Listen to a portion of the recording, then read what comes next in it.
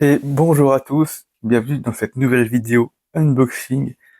On va s'ouvrir notre deuxième display Palworld, toujours avec le petit problème d'écriture avec marqué Palworld sans le L. Je vous fais un petit tour vite fait de la boîte pour ceux qui ne l'avaient pas forcément vu sur la première vidéo. Là, je vous la montre vraiment brièvement. Hop, vous trouverez dans un coin de la vidéo ce que je recherche et ce que j'espère tirer.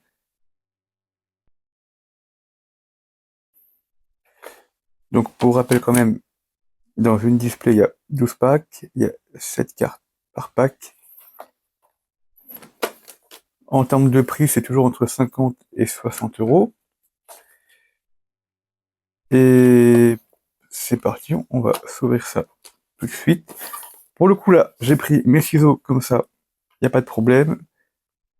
Toujours dans l'optique de ne pas abîmer trop la boîte. Pour ceux qui sont encore là à la vidéo et qui n'ont pas skip, je vous annonce du coup la prochaine vidéo, ce qui va être comment construire son deck avec 2-3 displays. Je n'en parlerai pas trop pour garder quand même un peu de choses à dire pour ne pas trop spoil non plus. D'ailleurs, hop, on va un peu galérer. Mais je pense que vraiment, ça va vraiment être à partir de 2 displays on va peut-être pouvoir commencer à construire un deck sans forcément être dépendant des decks de démarrage. Parce que bon, en termes de contenu, de booster, etc., une display Palworld, on va dire que c'est l'équivalent par rapport à d'autres TCG un peu plus connus comme Lorcana, Dragon Ball Fusion World, One Piece, au global qui font eux des, des displays de plus de 20 boosters, donc en moyenne c'est 24 boosters. Donc là, on a beaucoup moins de boosters, donc comme j'ai dit, je pense auparavant, 2 displays Palworld c'est égal à une display classique. Donc c'est pour ça qu'il faut vraiment construire un deck.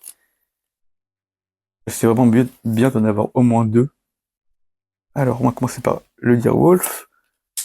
Comme d'habitude, je range par couleur pour faciliter le tri.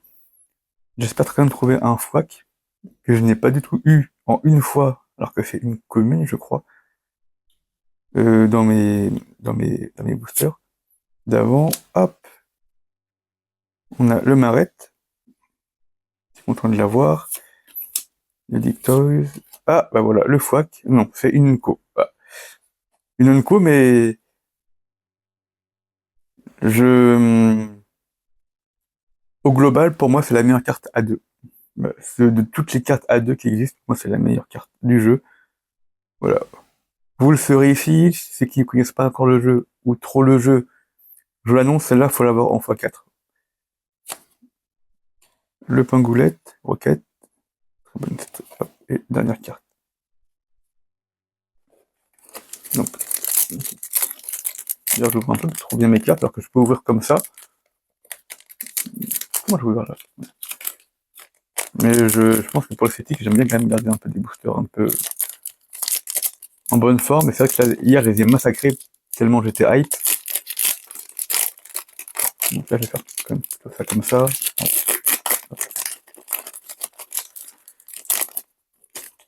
Hop, on enchaîne avec le deuxième booster. Nox. Donc comme je l'ai dit pour ceux qui n'ont pas vu ma première vidéo, ça sera surtout sur les artworks et les visuels des cartes. Pour tout ce qui est effet et puissance au global, j'en parle sur mes précédentes vidéos découvertes. Alors le Cryolynx, Alarm Bell, le Hot Spring, Mixin Workbench. Donc là on enchaîne sur 3 structures. Gumos, il me semble que j'ai pas le Gumos dans la précédente couverture, donc quand même plaisir de l'avoir. Et en rare, le genre Muted. Une de mes cartes préférées en plus, qui est en rare en plus. Ça fait quand même plaisir d'avoir une belle carte comme ça visuellement en rare, avec les vagues, la foudre et tout. Et c'est pas une carte que je vis spécialement. Après, si j'ai je crois que c'est en OSR ou en SR. Je crois qu'elle est en OSR et en SP et SSP. Mais ouais, c'est une carte que, que je prendrais quand même avec grand plaisir, même si je ne la cherche pas.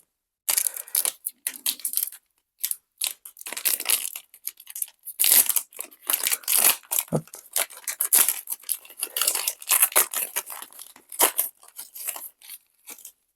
Je vais même les mettre correctement. Je sais pas pourquoi je les mets comme ça. Hop.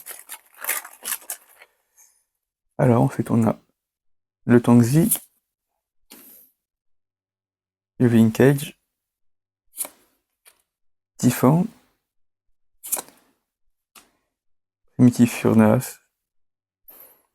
Franchement, une carte avec tout ce qui est en rouge, qui est intéressante à aller chercher.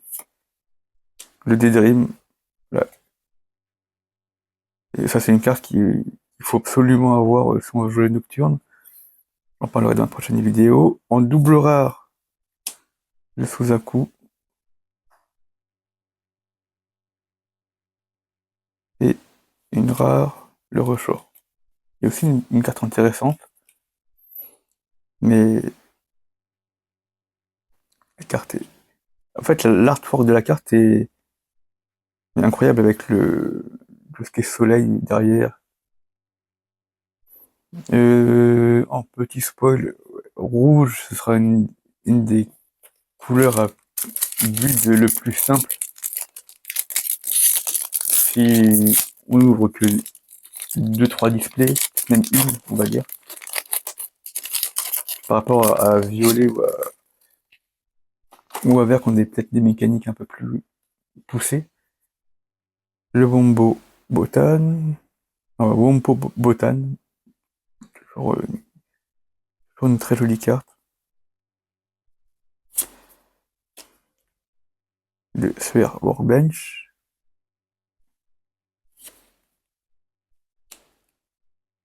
le Blaze Hall, le Dictos Headband, Grappling Gun, et enfin, en double rare, Victory Strategy, une carte que je suis très content d'avoir.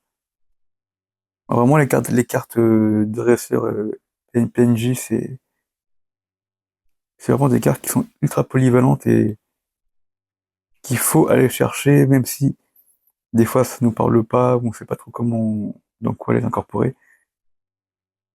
C'est vraiment des cartes qui sont polyvalentes et qui, pour moi, ont une bonne durabilité dans l'avenir. Et le Tombat, donc en rare. Voilà, ça aussi c'est une très très bonne carte aussi. Ça fait, là, je suis du coup à réfléchir à ma prochaine vidéo, et c'est vrai que, ouais, violet, si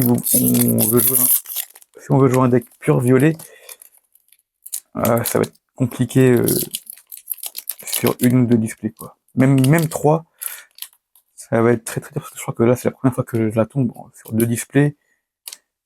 Donc, c'est une carte qu'on peut jouer en 2-3 fois. 4, ça serait peut-être pas déconnant. Mais... Alors, le Daydream, la version A2 en commune, du coup. Lavender, Mocrist, c'est pareil, une très jolie carte. L'antique, Dresseur, ouais. Le Van Wion, ça aussi c'est une très bonne carte. Et la Palsphère, enfin je l'ai, c'est une carte qui a du potentiel aussi. Je pense que si je... j'espère ne pas forcément atterrir là ou à l'avenir, mais c'est vrai quand SR avec le foil et les textures, ça peut rendre très très bien. Ensuite, on va avoir la montée de machine gun en rare.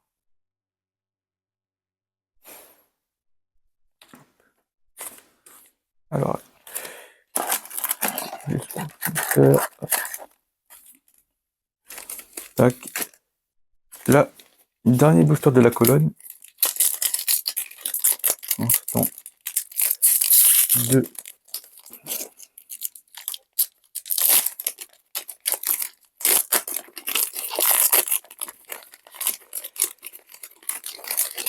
Même là, pour moi, je pense que je vais partir sur un deck violet. Et vert est tellement plus simple à combiner avec le starter que je vais peut-être partir sur un violet vert. Même par rapport à ce que je tire, on peut même partir sur du violet bleu. C'est pas déconnant. Alors, on enchaîne avec le Wooden Wall, Black Marketeer, le Pyrrhine, le Shoddy-Bed, voilà. Une carte qui est importante si on veut jouer violet, même si violet a 2-3 styles de gameplay. Mais bon, mettre une des cartes les plus importantes pour deux qui active la nuit en Unco, voilà pourquoi violet, ça va vraiment avoir du mal si on veut vraiment jouer un deck violet pur, majoritairement violet. Après, on a le ranch. Ensuite, on aura en SRO. Ah bah, décidément, quand je parle du foie que je l'ai, quand je parle de la palsphère, je l'ai aussi. Donc, hop, celui juste à côté. On voit un petit peu la différence. En termes de. Ouais. Là, est-ce que ça rendra franchement bien la lumière? Ouais. On voit un petit peu les côtés carreaux. Je dirais.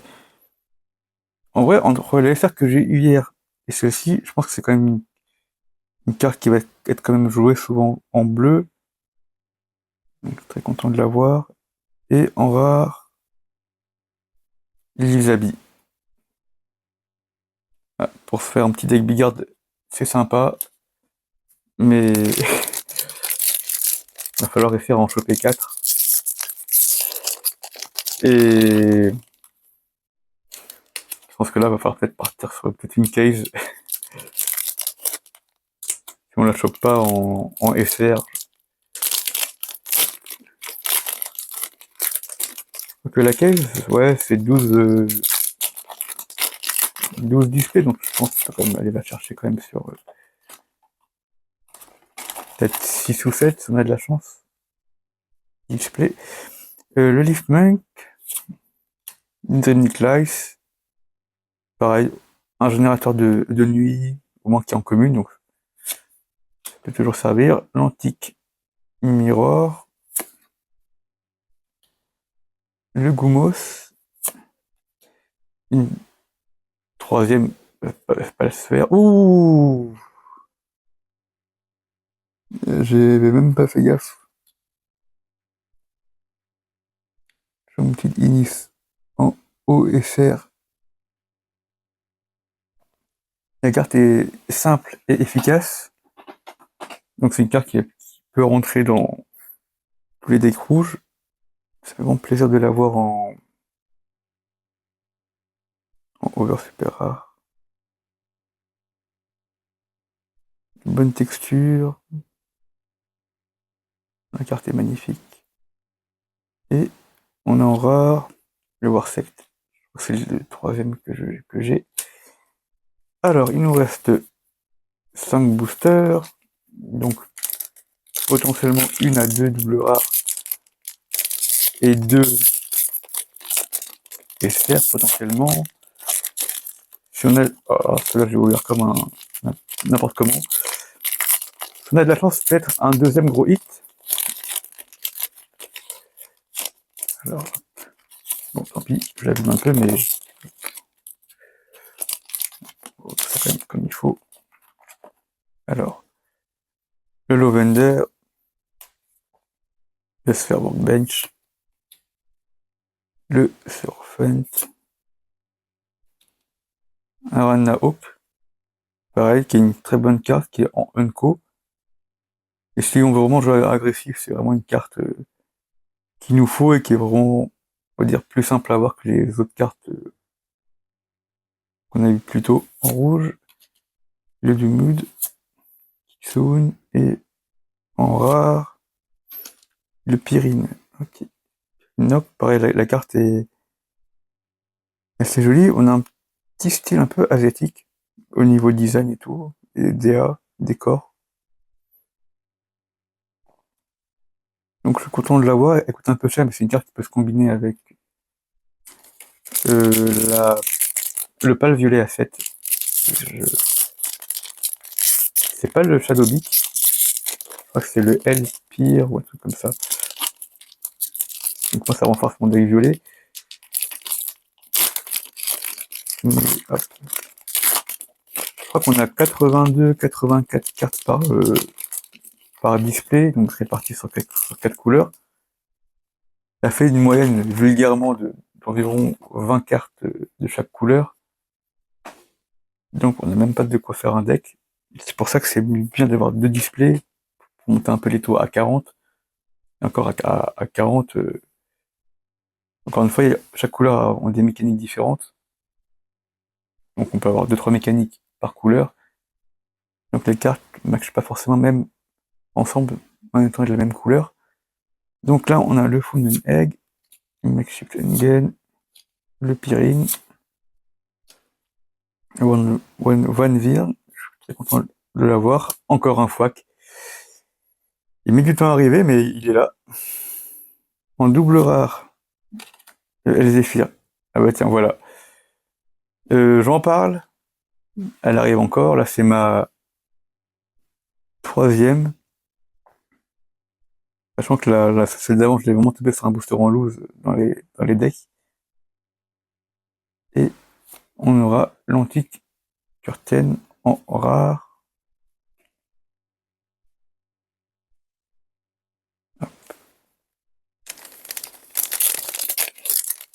Donc ouais, moi là c'est vrai, j'ai vraiment des displays pour jouer violet et avec le starter je peux rester sur du vert, mais avec ce que je tire je peux aussi bien partir sur du bleu. Rouge, on n'est pas obligé de jouer en 50-50, on peut jouer soit full rouge, soit on joue rouge en support, c'est-à-dire on incorpore quelques cartes de rouge en gardant sa stratégie de base sur une autre couleur. Alors, Full Egg, un Bigard, Treasure Chest Full, pareil, la carte elle est très jolie, avec les petites nuances et petits effets, ça rend pas mal. Le Flamme, Elfidran, Junker Alliance, un Dictol, je crois que c'est le premier que j'ai en double rare. Donc là, on a le petit côté de double rare. Et on aura en rare le Reptiro. Donc pensant assez homogène, hein, en double rare, on a eu une de chaque couleur. Qui m'embête un peu pour deck building, mais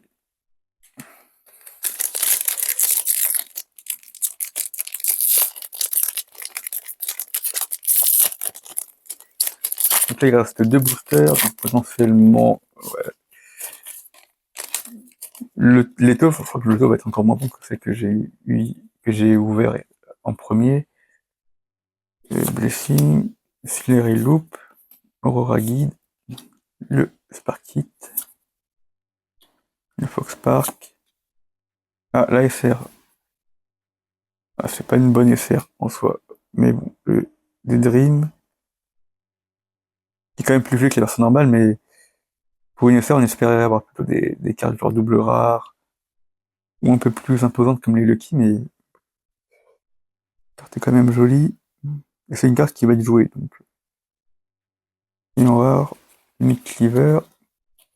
Ouais. Hop. Et le dernier, potentiellement peut-être encore une SR ou une double rare, ou alors rien du tout. Hop. Alors celui-là, je l'ai ouvert vraiment encore plus bizarrement. Hop. Je vais vraiment pas abîmer mes bords de cartes, mes points de cartes. Hop.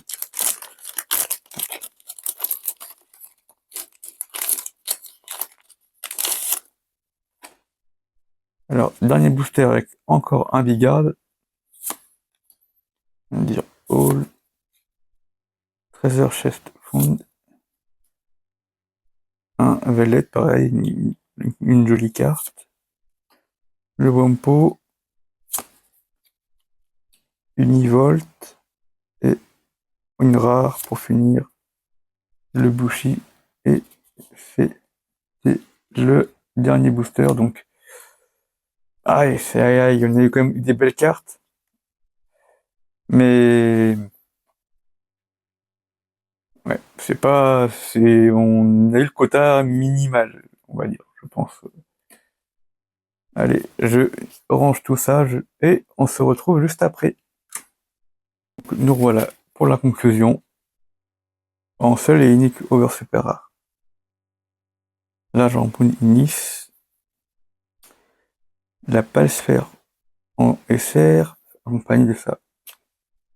Des Dreams. Donc, un petit peu dommage, je répète, de l'avoir tiré. Donc, on a pu avoir quand même beaucoup plus sympa. Et par contre, en doubloir, le Suzaku, qui est une carte qui va surtout être jouée en mono red ou 80% en rouge, red rouge, voilà. Mais qui est une carte qui est quand même très jolie. El Zephyr, ouais, ma troisième, une jolie carte, qui est restrictif à jouer. Mais ça, on y reviendra plus tard. Le Dictoise à 6. Et le Victor Stratégie. Là, ce qui est assez marrant, je crois qu'on a, entre guillemets, en termes de cost et de puissance, j'ai tous les deuxièmes.